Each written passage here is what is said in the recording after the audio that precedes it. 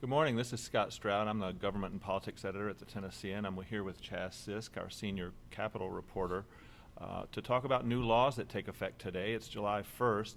The legislature had a busy year last year. Chas, what did they set in motion?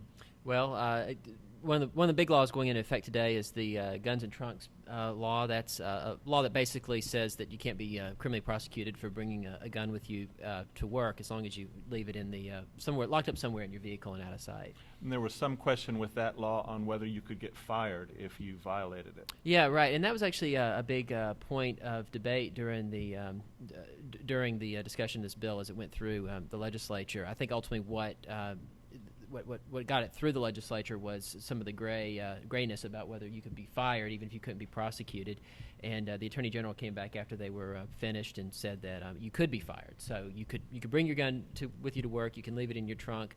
You can't be prosecuted for it, but you may be putting your job in jeopardy if you do so.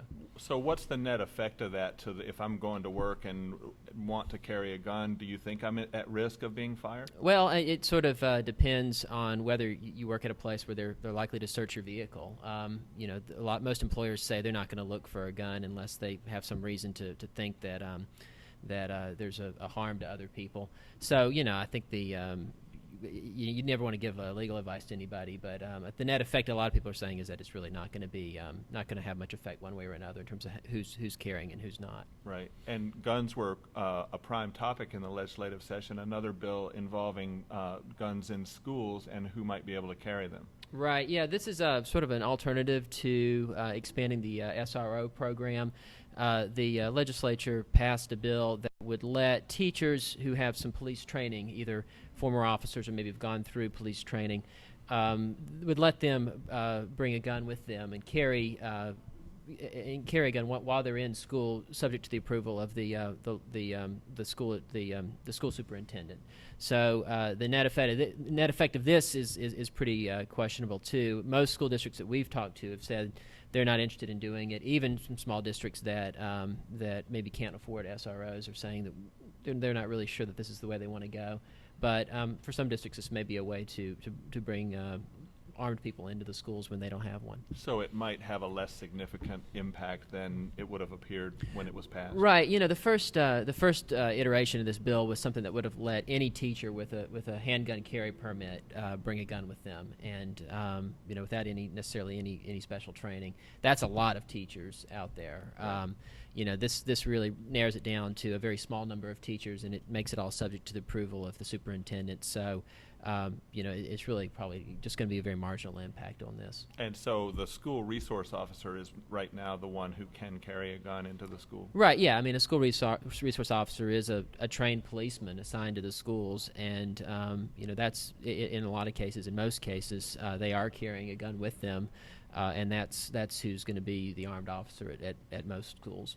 And there's a bill that was passed that takes effect today that affects how much money some families can draw in unemployment benefits. Right. Yeah. This was there was an allowance of $15 per child, up to $50 if you have more than 3 children. That was added on to unemployment benefits. I think the maximum you can draw in Tennessee is $275, so this would have pushed it to $325 for a fairly large family. The federal funding for this is run out, and so the state has stopped offering that benefit. Right. Any others of interest?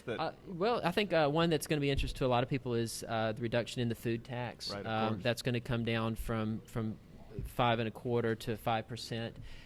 So it's not a large amount of money off your grocery bill, but it's something. People might notice it. Yeah, people may notice it. It's if they look at their receipts, it's probably not something they'll pick up immediately, but it adds up over time to not an insignificant amount of money in their pocket. There's also a kind of an interesting bill that they debated was something to ban to limit the use of drones by law enforcement to some specific circumstances, making them get a warrant, things like that. That's actually been talked about quite a bit since the legislature left. So, in other parts of the country. So that's kind of an interesting bill that goes into effect today. It's interesting that on a lot of these issues, these are high-profile, intense conversations in the legislative session, and then the impact maybe is a little bit marginal. We haven't had a lot of drones flying around in the sky in the same way that maybe people haven't been clamoring to bring their guns to work. Right. Yeah. Yeah. Exactly. You know, it's these issues work up a lot of emotions, but then by the end, a lot of times they've been scaled back, or there's some sort of compromise worked out during the debate. So you know, the impact is not as significant as maybe was first thought. Right.